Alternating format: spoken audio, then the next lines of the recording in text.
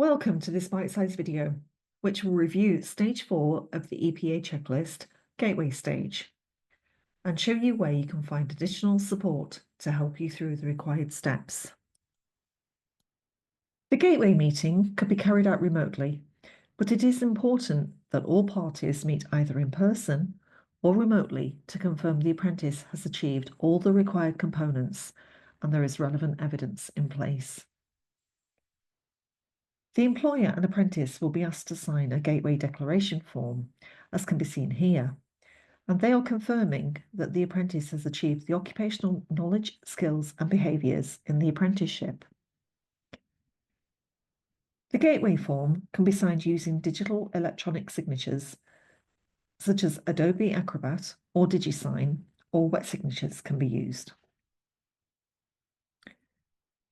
There are separate standard linked annexes that are the Gateway Declaration forms and portfolio certification documents in the knowledge base on ACE360. So for ease, there is no need to use the ones in the specification to make management of these and uploading easier. The dates on these documents should be the date of the meeting and be after the apprentice has achieved the components. Otherwise, how can anyone sign to say these are in place when this isn't the case? An exception to this is for the authentication and certification form. Again, an example is on screen, which is where work-based evidence or projects and presentations can be uploaded after Gateway.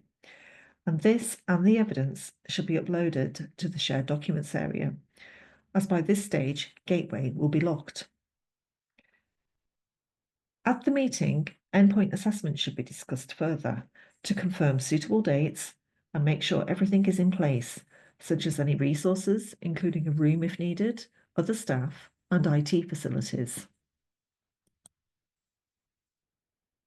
If the apprentice is not ready for the Gateway meeting, in line with the Gateway end date, for instance, all evidence has not been achieved, a project hasn't been completed, or they need more support, then the Gateway end date needs to be amended on ACE360. Remember, if the Gateway date has elapsed, you will not be able to upload information to the Gateway components. If this is the case, discuss and agree a realistic end date with the apprentice and employer. The apprentice could also be put on a break in learning. Relevant evidence needs to be uploaded to each component on ACE360. There is further detail on each specific component by clicking on that box on ACE360, and this opens up further guidance. The evidence needs to show the correct name and date of birth that the apprentice is registered under on ACE360. If there are any changes of names, then there needs to be proof of this. If qualifications have been achieved in another country and are being used as equivalent evidence, then a NARIC certificate must be in place to show this. Pearson will accept the qualification claim made to the awarding organisation instead of the qualification certificate to prevent delay. But this must be the actual claim and not a centre record of achievement. Some standards include projects or portfolios as part of the Gateway evidence. These need to meet the requirements that are identified in the specification and additional resources. For example, if typically 6 pieces of work-based evidence are needed for the portfolio, then 7 should not be submitted unless there is clear justification why this has been the case. Any work-based evidence should ensure confidentiality of all parties except for the apprentice. The additional resources for each standard provide further guidance on this, and you can always ask for clarification from the lead internal quality assurer. If you need to clarify anything, ask for them to contact you by raising a query through the Pearson portal. There are also the support guides on ACE360 to assist you with this process.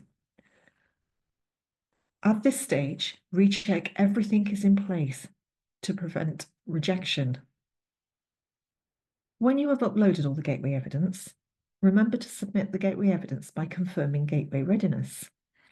The icon will change to green and identify the apprentice is gateway submitted. This locks the apprentice record.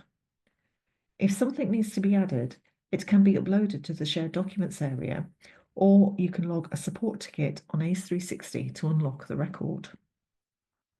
Once the status in ACE360 is gateway approved, within 2 working days, a Pearson independent endpoint assessor will be allocated and then will review the gateway documents and approve, as long as all elements are correct, or reject where information is missing or incorrect within 3 working days. Once approved, the status will change to approved for EPA. If elements are rejected, there is a commentary identifying why the component has been rejected. Rejections can take place if the evidence is not that of the named apprentice, or the name on certificates is not the name that the apprentice is registered under on ACE360, and there is no evidence to support the name change. It may be that the evidence uploaded does not support achievement, for instance, a centre-based claim for a qualification, not the awarding body claim. Evidence for English and Maths needs to be the allowed qualifications at the correct level.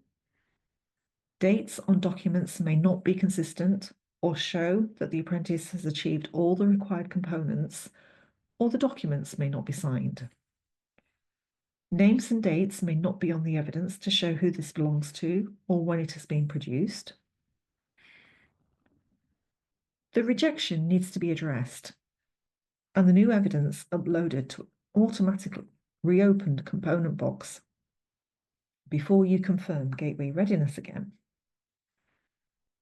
There is some useful information on ACE360's website from the link in the slide that can assist with this. When the apprentice is identified as approved for EPA, a booking can be made. Any bookings that are made prior to this are likely to be rejected. By this stage, any reasonable adjustment request should have been actioned and the reasonable adjustment confirmed. This information will be found in the shared documents area and the reasonable adjustment icon be identified as approved. There are guides on ACE from the link in this slide that can support you through the booking process. Although there is the option to book several apprentices together, only book one apprentice on one booking. Otherwise, the booking is likely to be rejected. If there are several components in endpoint assessment, these should be booked separately to allow for relevant information to be attached to that assessment. Complete each section on the booking with as much information as possible, and especially for face-to-face assessments, such as the specific address where the assessment is to take place, who the assessor needs to meet, any access requirements, and any particular dress, PPE, or safety equipment required. If specific timings are required, these can be identified in the additional notes section. On the booking pages, some of the options have a default setting, so make sure the correct option has been selected before a booking is submitted. If the booking needs to be cancelled, then click on the Manage Booking icon and identify why the booking needs to be cancelled. This will need to be confirmed by Pearson before the booking can be remade.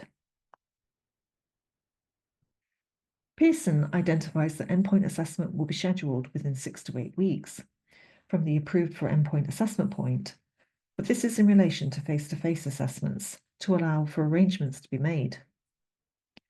The key point is when the booking is made and a minimum of 5 working days is required, but this does vary by standard. The lead internal quality assurer for the standard can advise on timings.